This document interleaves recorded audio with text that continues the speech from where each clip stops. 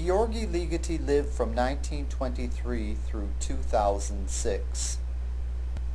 If you take a careful look at his name, as we have done with lots of composers throughout this course, you will notice that there are certain things about it that are familiar and certain things about it that seem somewhat exotic.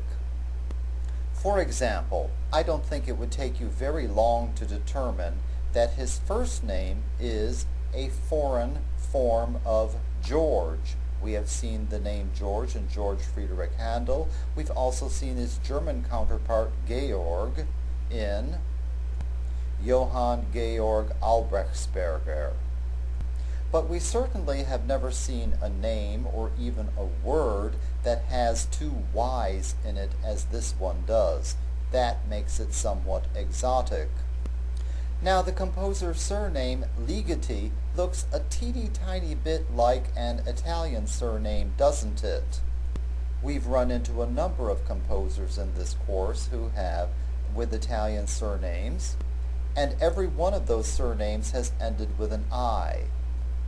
Now you've certainly heard a number of three-syllable Italian words in this course, and let's hear a few of them, like castrato, libretto, concerto. Now let's put these words in the plural. Castrati, concerti, libretti. Notice that the accent is on the second syllable of these words. The surname of this composer, however, is pronounced Ligeti with the accent on the first syllable. This is a really exotic name, isn't it? It's definitely not Italian.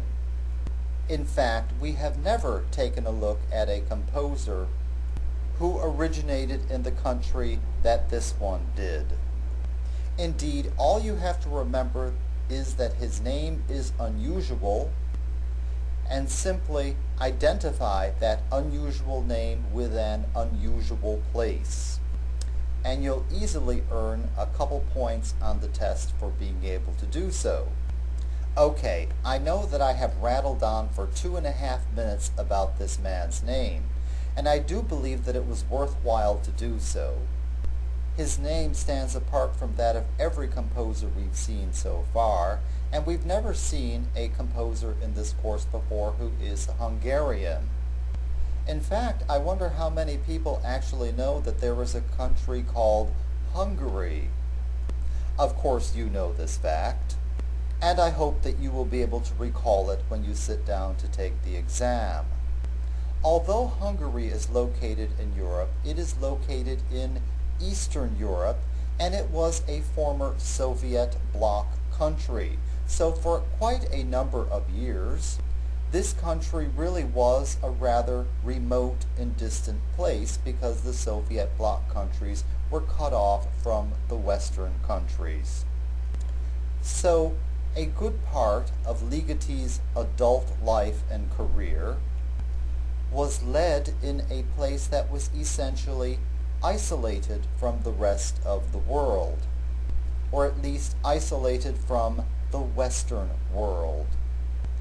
Although Ligeti easily found a comfortable niche in the musical world of his country, he did not lack for employment, income, comfort, etc. He did what many artists from Soviet bloc countries did during that period.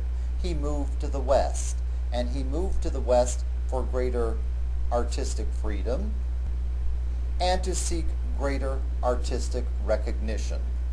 There were plenty of writers, ballet dancers, etc. who did the same around that time. So I'm going to ask you to remember that Ligeti moved to the West in 1956. He moved to the West in 1956. He moved to the West in 1956. Do you hear an echo? I wonder what that might mean.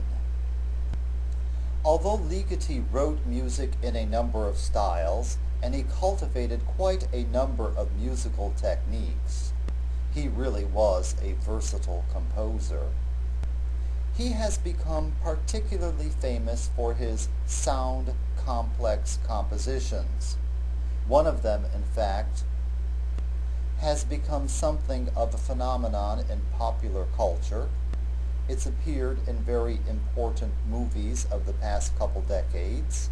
And you'll understand what a sound complex composition is when we take a look at this work.